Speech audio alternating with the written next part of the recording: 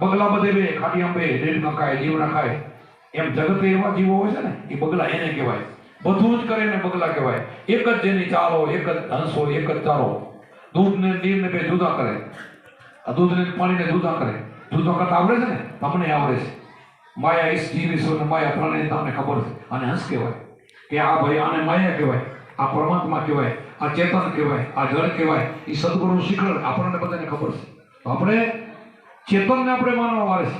આપણે ગુરુદ્વારો છે, અત્યારે ત્રિમૂર્તિ મંદિર આવે છે, આપણે ભગવાનો છે અને એની પ્રતિક હોય તો આપણને જોઈને આપણને નમવાનો માથો નમવાનો માન થાય. અને એક આપણી અસરની શોભા પણ છે કે પોતાના ગુરુ હોય, પોતાના ભગવાન છે. આપણા ઈષ્ટદેવ તો ઈ જ છે. આપણે ગુરુથી માટે આપણે તો ગુરુથી મોટો કોઈ ભગવાન છે નહીં. બીજાને આવું બોલીએ તો દુઃખ પણ લાગતું હોય, એને સમજ નથી એટલે લાગે. આપણને આ દિશા બતાવી ગુરુ ગોવિંદોનું ખરા કેસકો લાગો પાય બલિયારી ગુરુદેવની ગોવિંદીએ બતાવી. આપણને આત્મા છે ભગવાન બેઠો તો પણ બતાવ્યો પણ ગુરુને બતાવ્યો તો આપણને કોણ બતાવે? આ દિશા કોણ બતાવે? બાકી તો ચીલા ચાલુ તો જગત બધું કરતો હતો, એનાથી તો ઉદ્ધાર થતો નતો, એનાથી શાંતિ મળતી નથી, એનાથી મુક્તિ પણ નથી. મુક્તિ તો આનાથી જ છે ને. આ નામથી મુક્તિ છે, બીજા નામથી મુક્તિ નથી. એટલા માટે તમે બધા હંસો છો. આપણો એક જ ચારો હોવો જોઈએ. જ્યાં બેઠા હોય ત્યાં આપણી સુરતા સંબંધમાં રહેવી જોઈએ. આપણને જે ગુરુમાં જે મંત્ર આપ્યો છે મહામંત્ર, એને મહામંત્ર કહેવામાં આવે. શિવજી પાર્વતીને આપ્યો તો જપો અજંપા જપો ગાયત્રી. આ મંત્રને ગાયત્રી પણ કહેવામાં આવે છે. ગાયત્રી જે નામની કોઈ દેવી થઈ નથી. એના આચાર્યો એને પૂછો કે જન્મ લઈને નથી આવી કોઈ, એને આને કીધી છે આ અજંપા જાપને. આ ગાયત્રી મહામંત્ર છે. શિવજી પાર્વતીને ઉપદેશ દીધો ને ત્યારે એને કીધું છે આ મહામંત્ર ગાયત્રીનો છે. અને એના પુસ્તકની અંદર પણ લખેલું છે કે આ 24 અક્ષરો છે ને એ આત્મા તરફ ખેંચે છે, તમારી તરફ. કે આને ઓળખો. એક એક અક્ષર આમ કહેવા માંગે છે. ઓમ ભૂભર તતસ વિતુરણ્યમ ભર્ગો દેવસ્ય ધીમહિ ધીયો ન પ્રચોદયાત. તો એક એક અક્ષર આત્મા તરફ લઈ જાય છે. એનું જ ભજન કરે છે. અને આમે નાળિયેર આપી ને એ મહાવિજ્ઞાન એના આચાર્ય લખેલ છે. એ શિવજી પાર્વતી આપ્યું ત્યારનું એ નાળિયેરની પૂજા. નાળિયેર ગુરુનું સ્વરૂપ છે. નાળિયેર ગુરુનું સ્વરૂપ છે. આ લક્ષ્યનું પ્રત્ય નથી. આ નાળિયેર ટાંકનો વધારે શ્રીફળ નામ પડે છે ને, શ્રી ભલે નામ આ લક્ષ્યનું લાગે પણ નાળિયેર પ્રતિક સદગુરુનું છે કે મારા ગુરુ નિરાકાર છે, આકાર નહીં. આકાર તો કાલ જતો રહેશે. ગુરુનો આકાર છે ને એ નહીં રહે. આપણા બધા વડીલો બધા જતા આકાર નથી રહેવાનો, નિરાકાર સ્વરૂપ છે આપણું. આપણે દેહને નહીં, દેહ છોડવાનો આકાર. દેહ ના હોય, આત્માનો હોય. જેટલા આકાર દેખાય ને, હું આંખથી જે દેખો એ માયા દેખાય, આકાર દેખાય. તમે મને દેખો, હું તમને દેખો, એ બધા આકારો છે આપણા. દેહ દેખાય, આત્મા દેખાતો નથી. આત્મા તો અંદર ઢૂંકવી પડે. એના માટે ત્રીજું નેત્ર જોઈએ. ત્રીજું નેત્રથી આ દેખાય. અર્જુનને કૃષ્ણએ ત્રીજું નેત્ર આપ્યું હતું યુદ્ધમાં.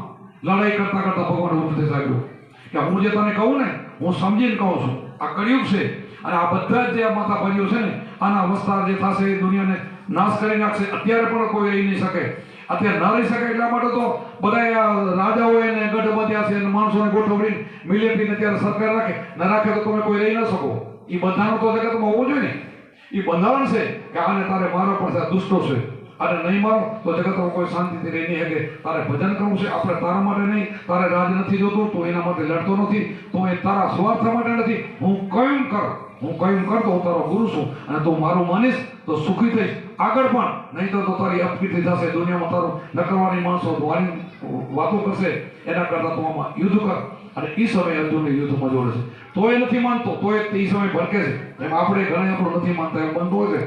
છેલ્લે એને કીધું તો આ તું નથી કરતો, આ તો મરેલા પડે છે. તું ને તો બીજો ઉભો કરીશ. અને એને દિવ્ય દ્રષ્ટિ આપી. આંખ બંધ કર્યું, અંદર જોયું તો બધા થોડા સમયમાં લડાઈ ઉપડી. બધા કોઈ કેમ કપાય છે, કોઈ કેમ કપાય. થોડા સમયમાં જીવતા હતા તે પહેલા મરેલા જોયા. બધા જ મરેલા. સાપ 5 પાંડવ ને કૃષ્ણ ઉભા. તઈ પછી ધ્રુજીને પગે પડ્યો, પ્રભુ આજથી હું ક્યારે પણ તમારો આમો અક્ષર નહીં બોલું. તમે કેસો એમ કરીશ. અને પછી એને યુદ્ધ કર્યું. પહેલા કરી લીધું હોત તો એમની દલીલ ન થાય. પણ કદાચ એમ દલીલ થઈ શકે આપણા માટે ગીતાજી મૂકવાની હોય, કદાચ એને જરૂર ન હોય, કદાચ આપણા માટે પણ હોય. અને પછી એ અર્જુને પછી કોઈ સવાલ ક્યારે કર્યો નથી. અને હું યુદ્ધ કરું અને બધાને જેને કીધા એને માર્યા. અને પછી મહાન જ્ઞાની બની ગયો. આજે એની અર્જુનની બે ગીતા બની ગઈ. આપણે યાદ કરીશું, વિચાર કરો. એવું આપણું જ્ઞાન છે. તો આપણે પણ આપણા ઘટની અંદર એવા શત્રુઓ પડ્યા છે, ભયંકરો રાક્ષસો, ઇતિ ભૂંડા કળિયુગની અંદર તેથી બહાર હતા. અત્યારે બધા અંદર કરી આવ્યા છે. આ કળિયુગની અંદર માણસમાં ઘૂસી આવ્યા છે. પહેલા એટલા બધા માણસોમાં નતા. માણસ નિર્વિકારી હતો. એટલું બધું હજારો વર્ષ જીવતા હતા ને, તપ કરતા હતા, યજ્ઞ કરતા હતા, પણ એટલી બધી ભાઈ ભાઈની, કુટુંબ કબીલાની આંખમાં ઈર્ષા, ભક્તિમાં આટલી ઈર્ષા આ બધી ત્યારે નથી, અત્યારે કડિયામાં ઘૂસી આવી છે. એટલા માટે સતગુરુએ માર્યા શબ્દના ઝટકા, કર્યા કામ ક્રોધના કટકા, ભાંગી દિલડાની ભરાતું અંધારા માટે અંતર ગટકા. સતગુરુએ માર્યા શબ્દના માણ, તન મન વિધાના મારા પ્રાણ વિધિને જાગીને જોયું તો દર્શાના બોલી વાળા, તો કૃષ્ણ દેખાય. તો આપણે અત્યારે આ રાક્ષસોને મારવાના, આપણી અંદર પડ્યા કામ ક્રોધ લોભ મોહ મચ્છર, આ બધાને મારવાના. પછી કયા સારા ગુણો, શીલ સંતોષ દયા દીનતા આવા ગુણો આપણે લઈ આવવાના. ભજન કરીને આ કરવાનું છે. અર્જુનને આ શીખવાડ્યું છે, આને માર અને આને ઊભા કર, અને ઊભા કરી એનો પછી સતયુગનો રસ્તો તો થાય. એટલે તો કળિયુગ તો હળાવડ છે, હજી તો હળાવડ આવવાનું છે, પણ આપણે એમાં નથી જવાનું. આપણે જો એ તો એક ક્ષત્રિય હતો અને યુદ્ધ કરે એવો હતો, હજી સુધી યજ્ઞનો